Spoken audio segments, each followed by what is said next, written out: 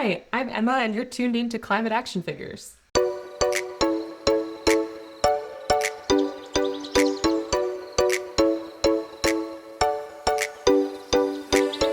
Hello and welcome to the latest and perhaps the greatest edition of Climate Action Figures.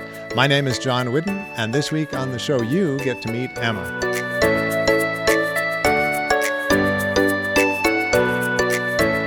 But first, this week's QuickFix. And we can always use more quick fixes, so send yours in. This time Mike from beautiful British Columbia said, "My mom is the original recycler. When I was a kid, we would get milk in plastic bags. She would wash them out after the milk was gone and use them to store food. They made excellent freezer bags and other stuff. They built things to last in the 70s. Well, thank you so much for the DM vote for reusing, Mike, and welcome, Emma. Hi, John. How are you? I'm fine, thanks. What do you think about Mike's Quick Fix? I really like that because I also reuse bread bags and stuff like that. I use them as compost bags. When I'm cooking food, I will bring out one of those bags and put all my scraps in there, and then I'll actually put it in the freezer until it's compost day. Very good idea. Keep the compost not composting until it goes into the compost. Yeah, just to avoid pests and stuff in my compost bin. Perfect. Now, Jess LeBlanc was a guest of ours last season with Now, and she recommended I talk with someone at Re.Climate, and so I got connected with you through Jess. Thanks, Jess, for that. And you work with this cool organization called Re.Climate. Do you want to tell us a little bit about that? Yeah, so Re.Climate is Canada's Centre for Research and Training about Climate Change Communications. So we offer different trainings as well as conduct research on basically how to talk about climate change, which I love because it's often more complicated than some people think, and then at the same time sometimes less complicated than some people think. So it's a really cool space, and it's so vital because I think many people these days are saying climate change is no longer a technological issue, it's a social problem. And we need to keep having conversations. Very interesting. We will come back to that for sure, because talking with people about climate change is such an important aspect of communication. Is it connected with government, or is it a not-for-profit or a non-profit? How does that go? So it's an organization actually based at Carleton University in Ottawa. So we're sort of housed at the university, which is pretty great because it means we have access to a lot of research. We get to work with several academics and professionals who work on this stuff, but also there's tons of opportunity for interdisciplinary work, which I personally really love because, again, these are problems that are complex and can really use multiple different expertise for sure. Now, the first 5 episodes of this season of Climate Action Figures involved Blackfoot wisdom, and I understand that one of your projects at Re.Climate has some cool First Nations connections. Is that right? Yeah, so a project that I'm actually leading right now is called Ready Prairies, and it's a training series to work with communicators in Alberta, Saskatchewan, and Manitoba, basically talking to them about how do we have conversations around adaptation, which, you know, is a broad word. I would say a better way of putting it is how do we talk about keeping our communities safe? So anything from emergency preparedness to longer term solutions around infrastructure or around changing behavior, all that kind of stuff can fall into that category of making communities safer with increased extreme weather due to climate change. But as part of that training, which will also eventually lead to a guide, we have been, first of all, we collaborate with a group or an organization called Climate West, which sort of provides climate data to the 3 Western provinces, or the 3 Prairie provinces, I guess. We are also working with Indigenous consultants SevGen, who are helping us make sure that we are consulting First Nations, Métis, and Inuit in a good way, getting valuable information and also making sure that we are providing them valuable information. And we've also been working with hoop dancer extraordinaire and educator Sandra Lamouche in our trainings. You should absolutely look her up. She's amazing. She's a champion hoop dancer, and she has been providing really, really valuable insights on how some of these conversations and some of these techniques like storytelling, how First Nations think about that, specifically from her perspective. Cree thought on this. But yeah, it's been such a gift to work with all these folks and learn from them. And I think something that is obviously without question necessary, because as we also know, Indigenous folks are often the ones who are most impacted by climate change. I'm sure some folks talked to you about that in the earlier episodes. So not only is it critical that their voices are heard and their voices are critical parts of any of these plans around adaptation, but also they know what's up in so many cases. Right. And for example, this past summer, so many stories of First Nations people being moved off of their home territory because of wildfires and smoke. Yeah, exactly. I was actually in Saskatoon second last week of June to do one of these trainings. And yeah, right in the heart of this crazy wildfire season we're having in Saskatchewan and Manitoba, which are two places that haven't necessarily experienced it to such a degree. Wildfires were on our minds and thinking about how to have conversations that are trauma informed, that also respect First Nations and Inuit autonomy and agency, that center their perspectives around this is really, really important. So, Emma, part of your job is talking to people about how to talk to people about climate change, friends, family, whoever it may be. Mm-hmm. What are your big suggestions to us about that? Yeah, we get asked a lot about tips, and I completely understand the desire. Some of the tips I'm going to share might not feel satisfying, but I think they are, in the end, the ones that are necessary. I think the first one is, because we can't pick our family. Obviously, we can pick our friends, but you don't necessarily have control over who you're having these conversations with. So the first thing I always think of is keeping the door open. You might have family or friends who are less interested in climate change, less interested in climate action or mitigation, all this kind of stuff. But I would invite people to not to hide that part of themselves. If there's something interesting or that you're doing or you're curious or scared about, not to hide those things from those people. Because not only are the majority of Canadians concerned about extreme weather, for example, and sort of questioning solutions, which means they don't have a solid opinion on them. But also, we have found at Re.Climate, we did this great segmentation of audiences across the country, and we looked at who people trust on climate change, and it is the first one in every single segment is family and friends. So you want to keep that door open, because there may come a day where your family member or your friend comes to you and says, oh, I don't know, like I went to Jasper when I was a kid and I'm really feeling feelings about it, or it's such a shame. I've been hearing news reports, but what are you hearing? What do you think? You may be the most important person for absolutely that friend or that family member to understand. Absolutely. What do you think? You mentioned some people are afraid to share their true feelings about climate change. What do you think causes that? I think there's a perception gap that we tend to think we're alone. There's lots of reasons for that. I think first among them, though, is the sort of pervasive sense that if no one else is talking about it, if our leaders aren't talking about it, then that implies that the rest of the public doesn't care about it. And that's fundamentally untrue. There are also lots of reasons, we don't need to get into it, but lots of reasons our leaders might not be talking about it. There are lots of reasons why media might not be talking about it. And those are, I think, for lots of people, indicators of what's important right now and what's important to most people. The reality is that climate change is a slow-moving, not always linear process. So, the media will talk about a wildfire when there's a wildfire. They're probably not going to talk in January about preparations people need to be doing to prepare for wildfires or droughts or what have you. Leaders are going to, I think, have the capacity and should, quite frankly, be talking about this more often. But election cycles, political interests, lobbying interests make that really challenging sometimes.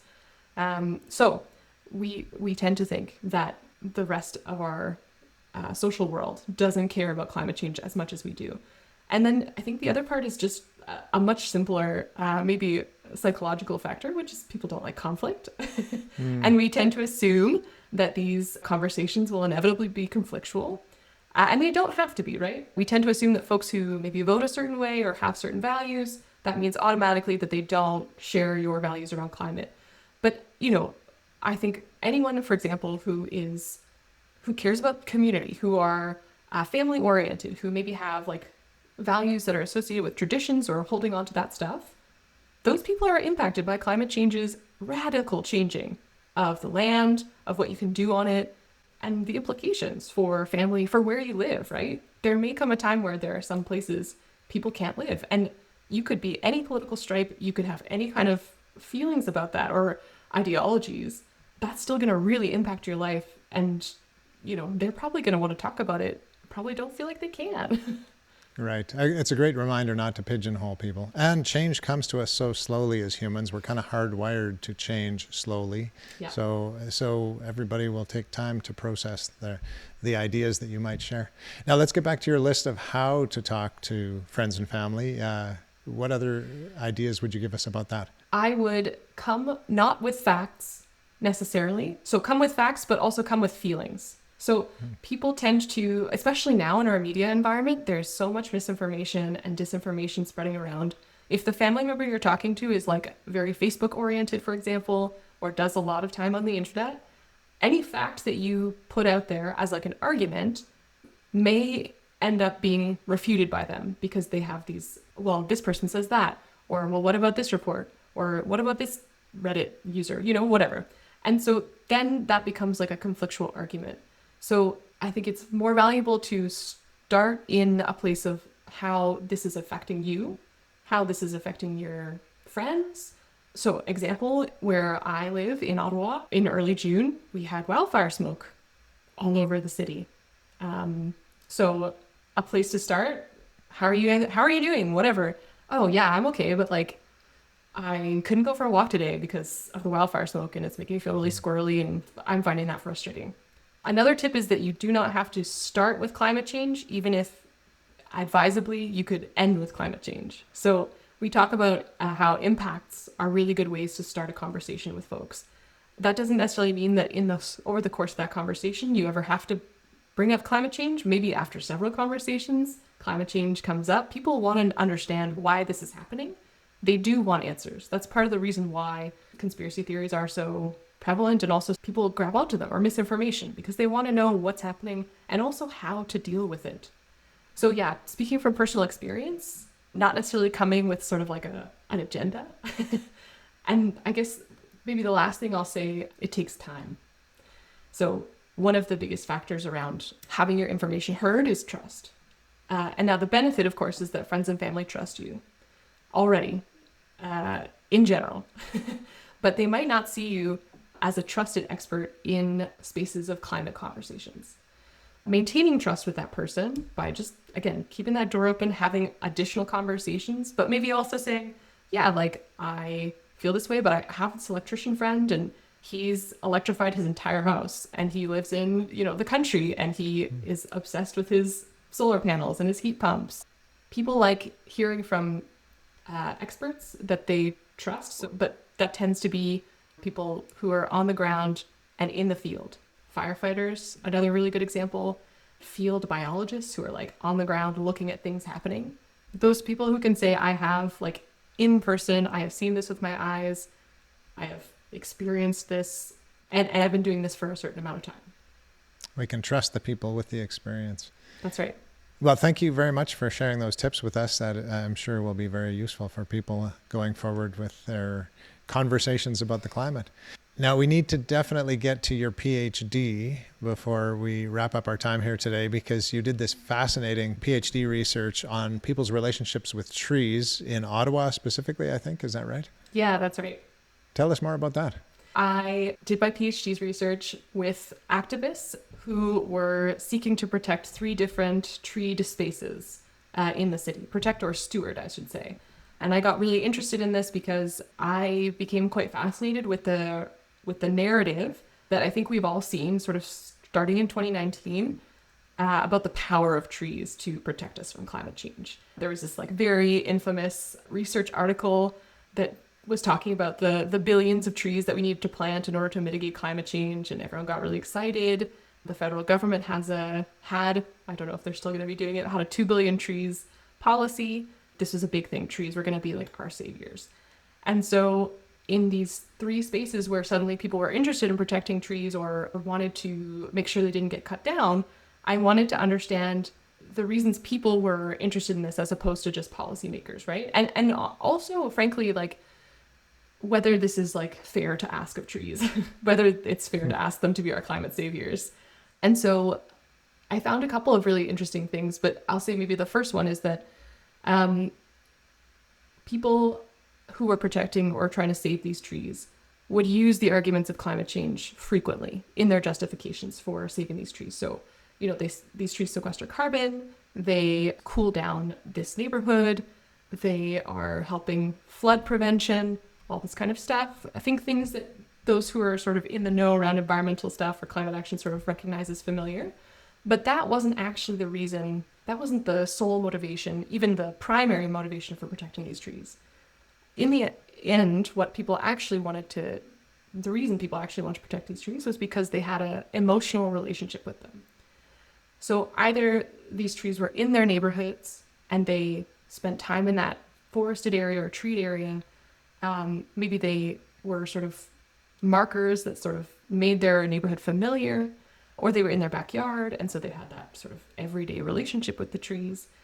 Or when they heard that they were at risk of being cut down, they started learning about the trees and the history of them.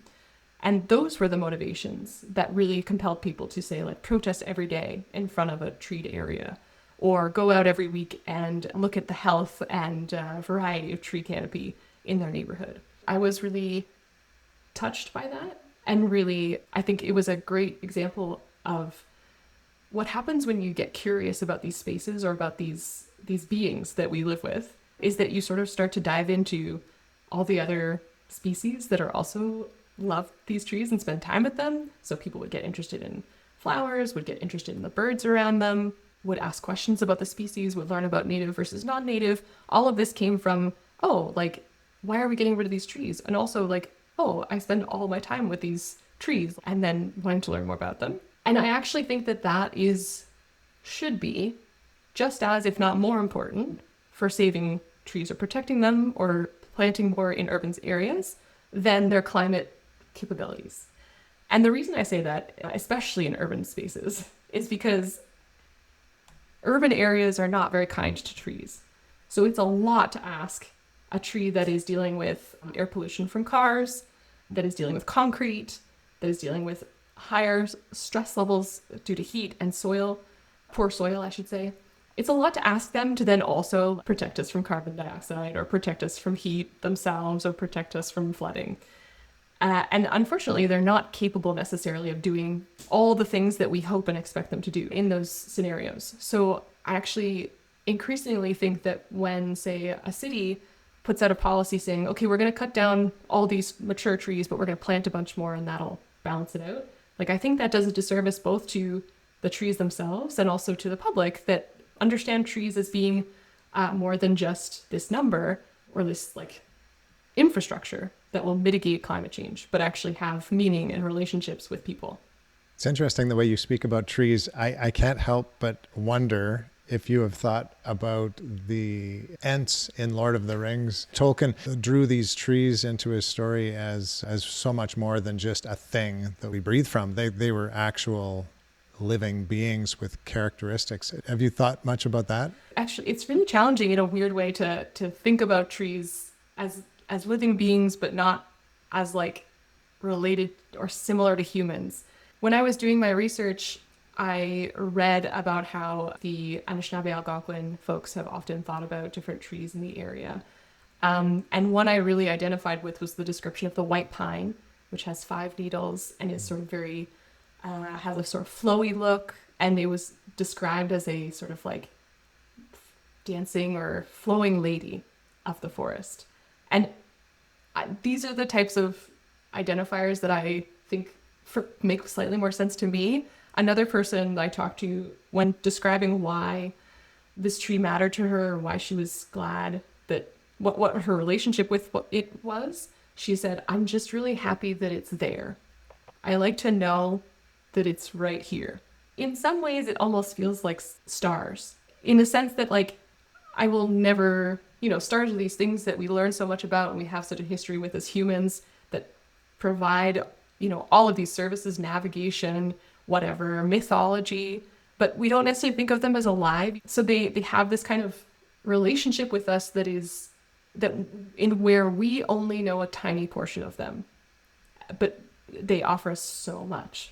I don't know if that makes a lot of sense. Maybe that it does. Once again, we humans think we're so smart and we know everything, and science has locked everything down for us, but there is so much more to know and so many other ways of knowing it, which is why it's wonderful to hear you bring in the First Nations ways of experiencing that white pine, because I think we have a lot to learn still from our First Nations brothers and sisters about these things. Mm-hmm. Well, thanks for helping us to think about trees in a different way today. Have you landed on one specific climate action that you would like to share with us? Yes. So I have a big garden. And when we got it about 2 years ago, when we bought this house with this backyard, it was a wild thing. And we have since spent a lot of time trying to grow vegetables so that we could both share them with our neighbors, but also learn how to do that for ourselves. It's always a good idea. I couldn't say that I would be able to feed myself on this garden, but like everything, these things take time. But the other thing that we've done is our garden, or our front yard, abuts onto a sidewalk. And what we did last year was we actually sort of cut a strip of turf and we put wildflowers right in the front along the sidewalk. And not only is this lovely for the bees and native pollinators who seem to really like it, but it brings a lot of joy to our neighbors who are walking down the street. There's a daycare near our house, and it's so delightful working from home to watch these 3 and 4 year olds walking by the flowers and looking at them and getting curious about them. I mean, that makes me so happy, to make other people happy with these beautiful flowers. What gives you hope, Emma? Oh, lots of things, actually. People give me a lot of hope.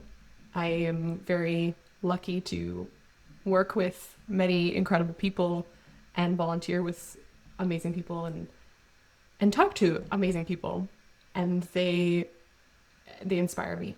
So I know that when it comes to climate change, we often talk about the technological solutions, but I really do think that it's going to be people, Indigenous people, young people, people who care. When we're all together, it's really satisfying and it's exciting. Everybody has their part to play, right? That's it. Thanks so much for joining us today, Emma. Thanks so much for having me.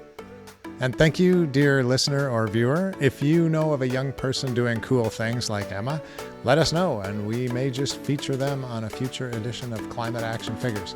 We will be back next week, same time, same place, to hear from another Climate Action Figure. Until then, go action figures. So close. So close. Until then, go figures. This has been Climate Action Figures. Our show is produced and hosted by John Whidden. Our creative consultant is Kayla McIntosh. Our theme song is Hawaii Vacation by Tavari. You can find us on Instagram, Facebook, and YouTube at Climate Action Figures. That's all one word. And if you have any other questions or comments that arose from this or any episode, feel free to reach out to us at climateactionfigures@gmail.com. And thank you for listening. We'll be back next week with another Climate Action Figure.